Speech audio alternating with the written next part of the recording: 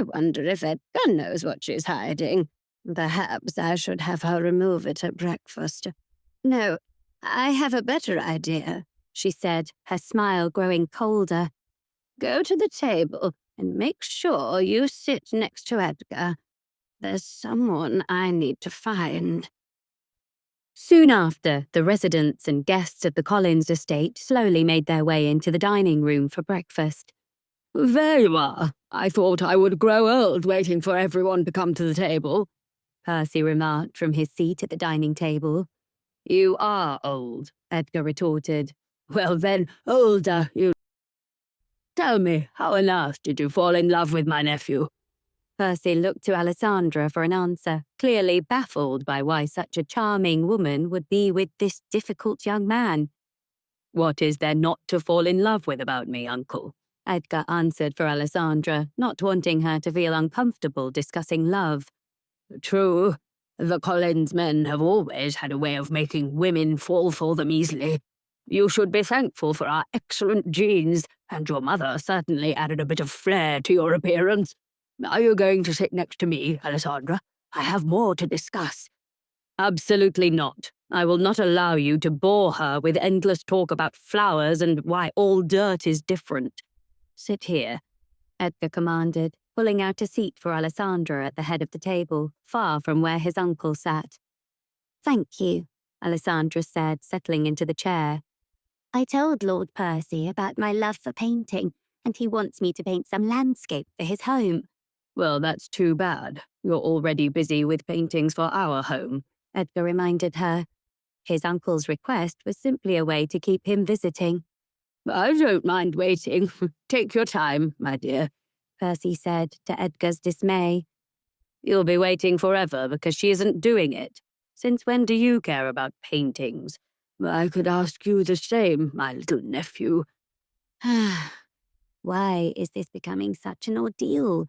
Alessandra sighed, tempted to cover her ears and block out their growing argument.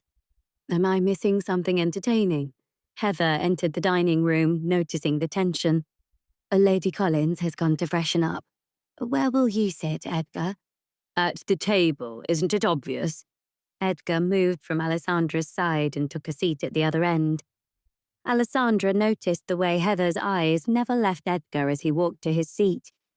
It's as though I'm invisible with the way she's staring at him, Alessandra thought. Heather, sit next to the Duchess and have a little chat. You've been friends with Edgar for a long time, and I'm sure Alessandra would love to hear a few embarrassing stories to laugh at. Sit. Percy instructed, crossing his legs, eager to enjoy the spectacle. Heather didn't like Percy's comment. He knew very well that she wasn't close to Edgar and had no stories to share. She wasn't eager to sit beside Alessandra, the woman who had replaced her in Edgar's affections. Still, she forced a smile and sat down next to Alessandra. How am I supposed to start a conversation with this woman when we have nothing in common and are expected to be enemies? Are you from Lockwood? Alessandra asked. Heather looked up in surprise at the simple question. Yes, but my family moved away when I was 10 to escape the town's hustle. I assume you were born and raised in Lockwood as well? Yes, Alessandra replied. What embarrassing stories can you tell me about Edgar? He's always teasing me, and it would be nice to turn the tables for once. Heather's hands fidgeted nervously in her lap. She was hoping the conversation about childhood stories would pass. Well, I don't recall us ever being friends, Heather, Edgar interrupted. Any stories you know must have come from someone else, and it's not your place to tell them. Let's move on. Well, there was the first time your mother introduced us. You were so shy you jumped into the lake. Heather smiled slightly, recalling the memory fondly. It was what made me so determined to be your friend. I hoped one day you would be able to speak to me. I didn't jump because I was too shy to speak to you, Heather, Edgar snapped. I jumped because I saw my mother coming toward me with a new companion. I would have rather drowned than be tortured by speaking to the daughter of one of my mother's friends. Edgar, that's enough, Percy interjected before Edgar could embarrass Heather further. It's the truth. Should I allow her to hold on to a memory that's false? She shouldn't even be here telling stories about me. Why did you come, Heather? Edgar cast a disinterested glance her way. Shouldn't you be with your parents? Surely you're not hoping to be with me when I'm already married. I'm not interested in that, unlike some people, he said, glancing pointedly at his uncle. Percy scowled before busying himself with a napkin, not wishing to take the bait. I came to meet your wife, Heather replied quietly. Why? Edgar raised an eyebrow. Why would you force yourself in the first time my mother meets her when we're not close? As a woman, didn't you consider how your presence might make my wife feel? Or will your excuse be that you're afraid of my mother and had no choice but to come? I only wanted to see what the woman you married was like and help keep your mother calm. Unlike the Duchess, I have a good relationship with Lady Collins.